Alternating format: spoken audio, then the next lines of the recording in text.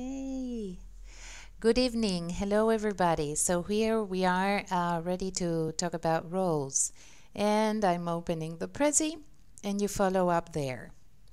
Now, the first idea is that we are not really saying anything new or unfamiliar. The most interesting notion here is revisiting all the roles we usually have to see how to prioritize. The main change that we can see is that the task of the teacher, if it was felt as lonely sometimes, it's not anymore.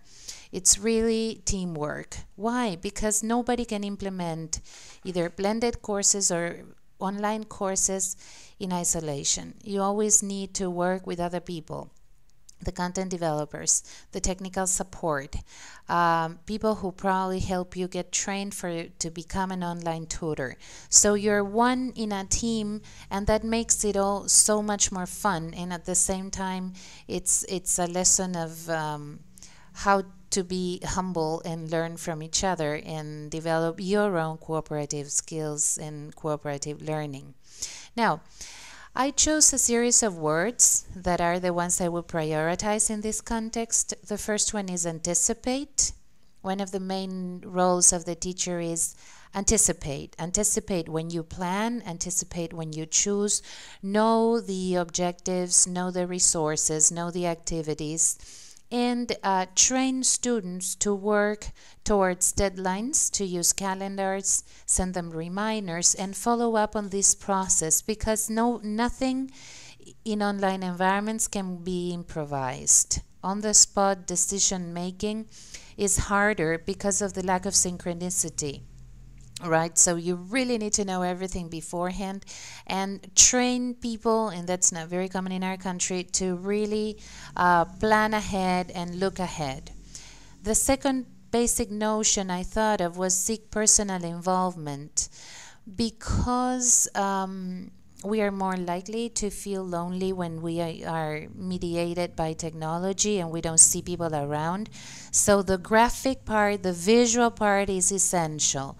From the profile, that includes the photo, that includes basic personal information that has to be correct, to games that have a visual component where you can see names, where you can see other people's information, like this beginning activity that I'm showing you here with the yellow tags with the names, where people draw a line from themselves to somebody else that has something in common and writes, we live in the same city or neighborhood, we went to the same school, we have the same profession. That visual component to show things in common is really important to feel involvement.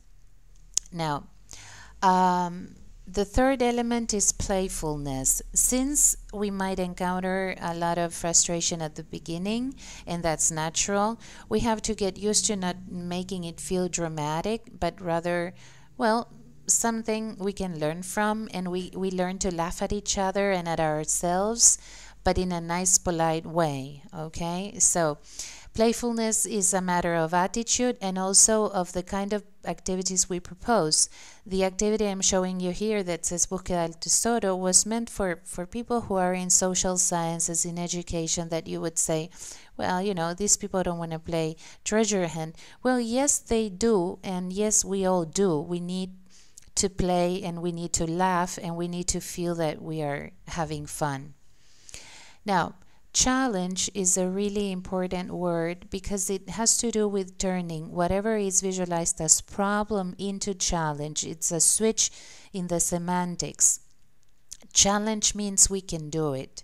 It means turning doubt and uncertainty not into a source of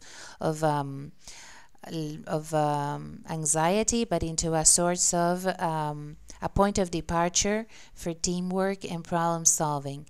Problem that we don't need to solve by ourselves, but we resort to others. So we invite people to answer, and we have to refrain from providing all the answers. It's a delicate balance, okay? So we need to be there, acknowledge there's something to be solved, but we can say, okay, who else can help? Who found the way out in this? Or what do you suggest, etc.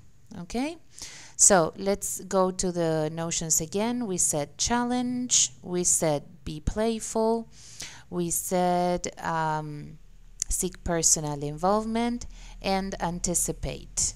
That was it. Now we go on and have fun.